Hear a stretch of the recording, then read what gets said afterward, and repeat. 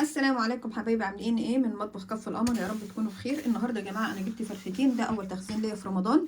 ازاي ان احنا ممكن لو عندنا عزومه يقضوا كده. عملت ستريبس، عملت بانيه، عملت الفرخه ممكن نعملها اللي هي الوراك والصفحه اللي هي كنتاكي.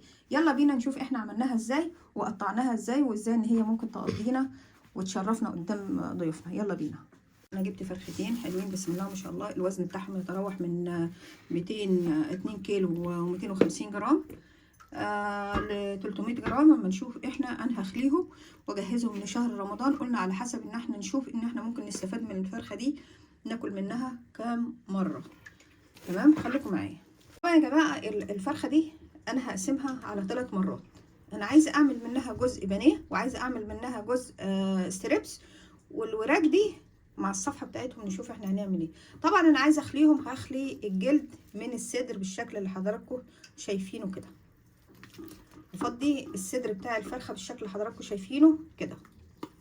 تمام، انا ايدي طلعت منها اهي خالص. انا كده فضيت صدر الفرخه. ويا ريت يا جماعه لما احنا نيجي نخلي الفرخه نسيبها في التلاجة شويه، على حسب ان الانسجه بتاعت الفراخ تتماسك شويه.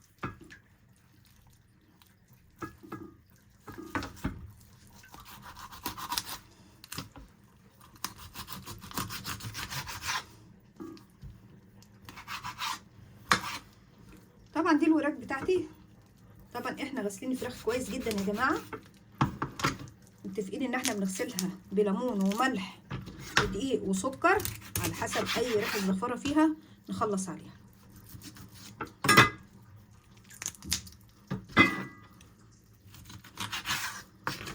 ادي الصفحه لوحديها، وادي الدبوس بسم الله ما شاء الله كده تمام قوي.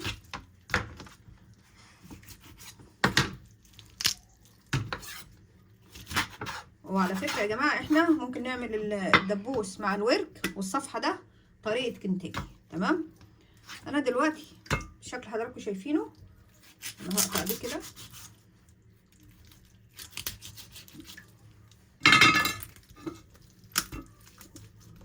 ادي الرقبه، طبعا انا مش هرميها، حرام ان انا ارمي حاجه زي دي. هبدا الورك بتاعي الدبوس بتاعي. طبعا انا قطعت معاه حته. تمام، عايزه تخليه اقل من كده ممكن تخليه اقل من كده، بس كان لازم اطلع معاه حاجه من الفراخ.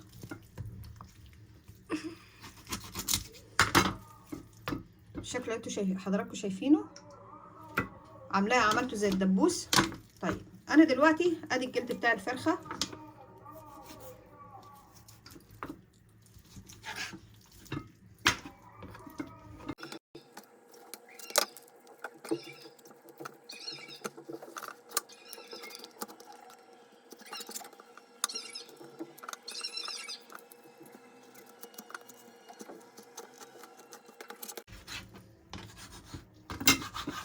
وادي القفص بتاعها خليته بالشكل دوت، مش فيه اي حاجه، مش فيه اللي هي القطعه دي بس. تمام، ممكن يتحط مع الشوربه عادي خالص. تشيل الشوكه اللي هنا دي يا جماعه، تركنها على جنب. بسم الله الرحمن الرحيم. وهنيجي ايه،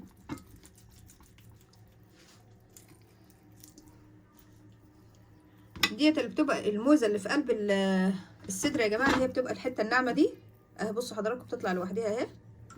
تمام، بنفردها بالشكل اللي حضراتكم شايفينه. ممكن تتعمل ستريبس حلوه جدا.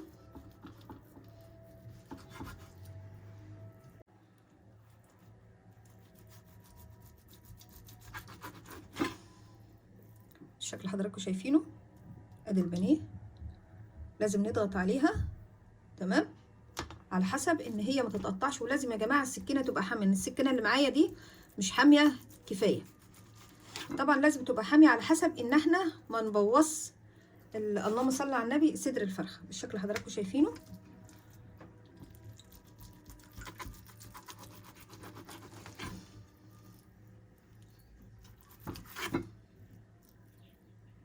بالشكل اللي حضراتكم شايفينه كده. طبعا يا جماعه انا بدات اقطع في الفرخه الثانيه.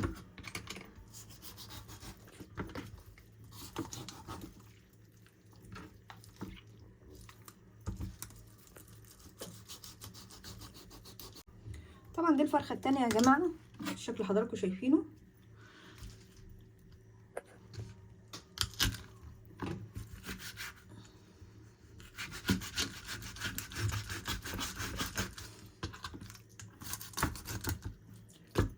طبعا احنا اتفقنا مع بعض لازم السكينه تبقى حاميه، لازم يا جماعه السكينه تبقى حاميه.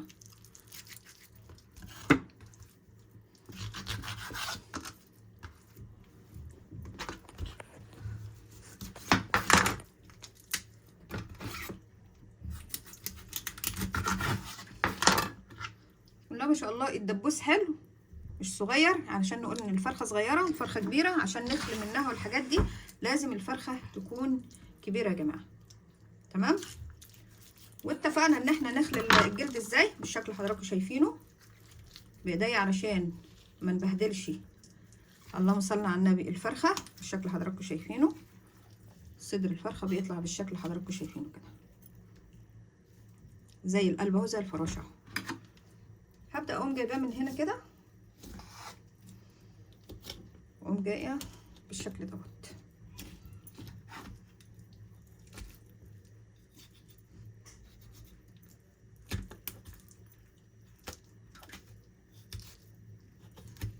طبعا المره دي يعتبر الجناح انا خليته. بصوا حضراتكم ديت الحته الموزه اهي يا جماعه بتطلع لوحدها اهي، لو عملتها ستريبس هتبقى حلوه جدا لوحدها اهي. تمام. ممكن ان احنا نقوم فاتحينها كده اهو اهي، وتتعمل ستريبس او تتعمل بانيه. انا هقطع دوت ستريبس يا جماعه، انا عندي ستريبس احنا مش عايزين يكون تخين بالشكل حضراتكم شايفينه. في عضمايه هنا اللي هي الشوكه هشيلها ستريبس ويبقى بالشكل دوت. طبعا انا جبته من السوبر ماركت، لقيته كله عجينه، منعت ان انا اجيبه من السوبر ماركت، انا منعت ان انا اجيبه تاني من السوبر ماركت بالشكل حضراتكم شايفينه. ادي الستريبس بالشكل حضراتكم شايفينه. عايزين تتخنوا عن كده هتتخنوا، عايزين ترفعوا عن كده هترفعوا يا جماعه. ادي الستريبس بالشكل حضراتكم شايفينه.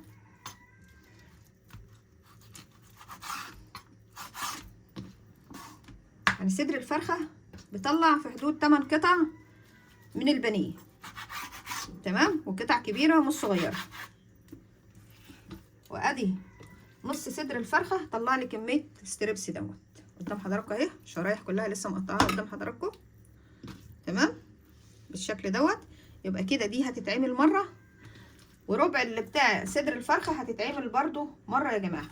طب انا عندي صدر الفرخه التاني هعمله بانيه. هنحط صابعنا كده اهو عشان نخلل المنطقه دي خالص.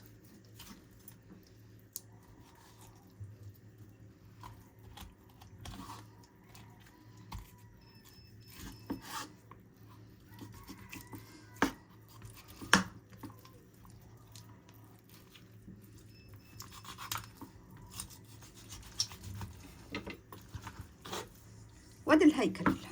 بصوا عملت انا قطعت واحده، هنشيل الجلد دوت عشان محدش بيحبه.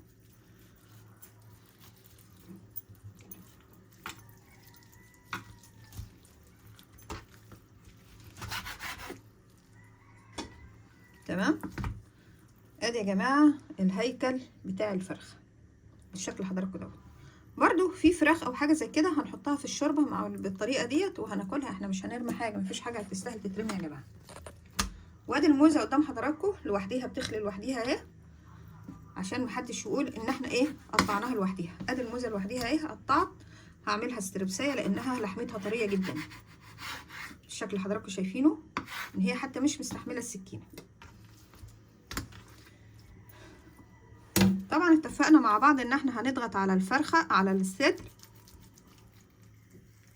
عارفين لو هي السكينه جامده، السكينه حاميه، لو انا عملت كده اهو الطلعه دي هتطلع معايا البانيه مره واحده، مش هتخليني ارجع، السكينه مش هتخليني ارجع من الحمو بتاعها.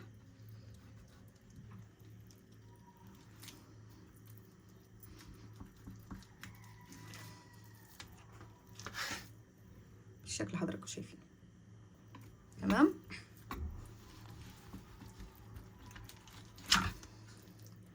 طبعا انا كنت بجيب فراخ من عند الفرارجي وبخليه يخليها لي بانيه، او لا ساعات كان بيخلي بانيه وساعات كنت انا بروح اجيب بانيه، فلقيت افضل ان انا اجيب الفرخه سليمه عشان استفاد منها واعملها انا البانيه. تمام. طبعا قدام حضراتكم يا جماعه انا قطعت طبق بانيه. طبعا كيلو البانيه دلوقتي عدى 200 جنيه، والطبق استريبس بسم الله ما شاء الله.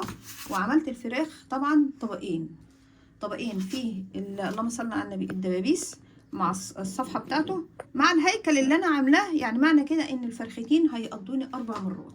تمام. انا قطعت قدام حضراتكم البانيه بالشكل اللي حضراتكم شايفينه، وطبعا كانت السكينه بارده، انا ما بعدتش يعني قدام حضراتكم. احنا اتفقنا مع بعض لازم السكينه تكون حاميه علشان اقطع البانيه، كنت انا عايزه ارفعه عن كده شويه او عايزه اتخنه، دي حاجه ترجع ليكم.